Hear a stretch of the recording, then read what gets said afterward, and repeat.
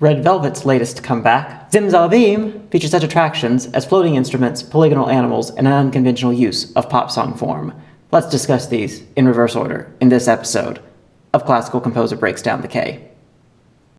I've discussed pop song form in past videos of this series, as has Umu in videos such as her Power Up review. But now, let's look at it with a focus on the function of each section. A lot of pop songs start with an introduction. This may serve to generally set up the tone of the song, like the introduction to RBB, or it may serve to more directly foreshadow the chorus, such as the introduction to Power Up. Then comes the first verse, which tends to start the song proper from a relatively calm state. What constitutes relative calm depends a lot on the context of the song. The first verse might still be quite energetic in a high-energy song, but it will leave room to grow.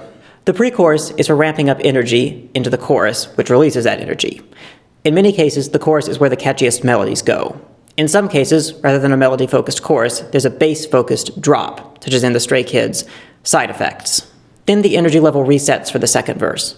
Overall, the second verse through chorus are likely to follow an essentially similar trajectory as before, but with slight changes, because it's less engaging to hear something exactly the same as what you heard right about a minute ago.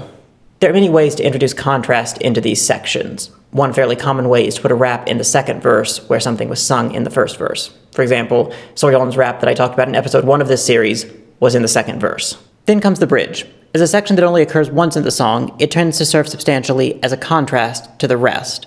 Something that, while possibly being built out of material from elsewhere, sets up the chorus to feel like a return. You can't return to something if you never left it in the first place. The third chorus generally features some sort of escalation from previous choruses, commonly in the form of added vocal descants, or added instrumental parts, or sometimes a dance break.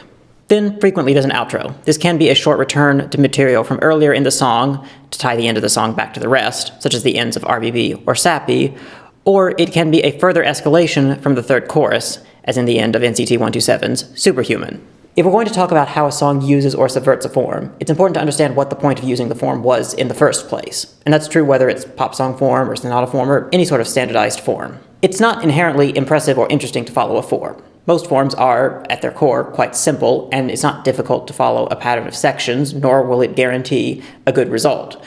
The point of following a form isn't to have someone go, "Congratulations, you got an A on your following the form assignment." The potential benefit of following a form is that it can provide a framework or architecture for the music, something that, even if listeners don't know musical forms themselves, takes them through a series of rises or falls or departures or returns that make for a satisfying musical trajectory. Similarly, it's not inherently impressive or interesting to deviate from a form. It's trivially easy to just not do the thing. But sometimes, if you understand well what a form was meant to do, you may realize that you want to do something different. For example, the lack of final chorus in Cacophony's song, Breath, is much more dramatically powerful because it doesn't give the expected return or resolution. So to quickly summarize the previous quick summaries, the first verse, pre-chorus, chorus represent a buildup of energy and establish the main materials of the song.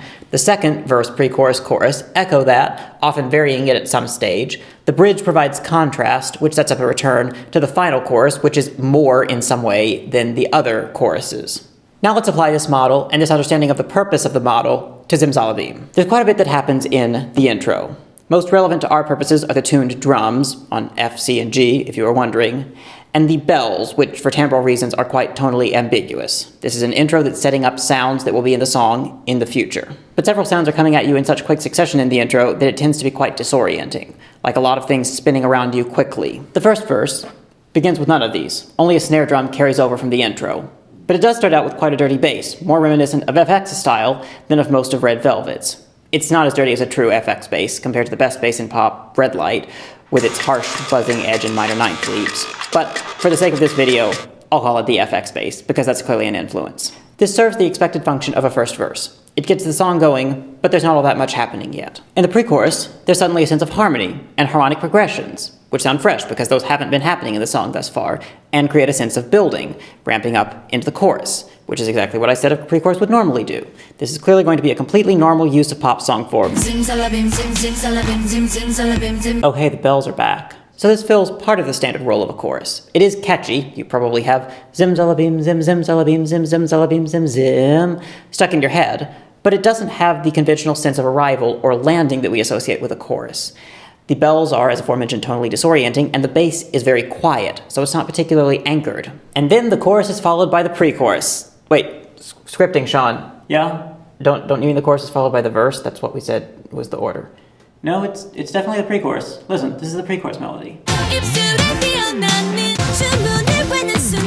Okay, the chorus is followed by the pre-chorus, and then several measures later by the verse, and then several measures later by the pre-chorus some more, but not that much more, just like 4 measures, because then it's time for more Zimzalabims. Zimzalabim, zim, zimzalabim, zim, zimzalabim, zim, zim, zimzalabim, zim, zimzalabim, zim, zimzalabim, zim, zim.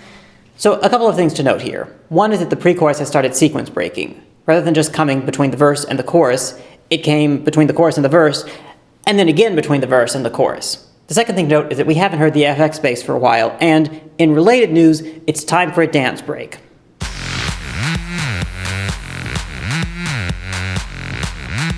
Now, I talked about the possibility of a dance break in my general outline of the form, but that was in the context of the third chorus, not at the end of the second chorus or beginning of the bridge. Having it here reminds us of the FX bass, but does so in a way that is in isolation, so it doesn't feel like a major arrival or landing. And then there's a bridge, which features some very nice velvet chords and Wendy being Wendy, but it does exactly the function of contrast and leading into the final chorus that we would expect a bridge to do, so we'll move on.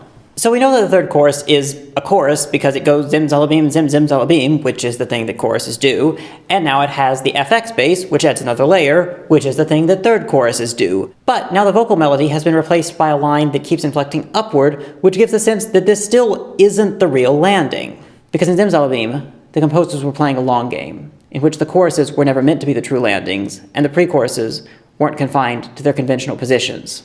Because it was all setting up for the outro, the one true arrival, with the energy of the pre-chorus melody now not building anymore, but anchored by the FX bass.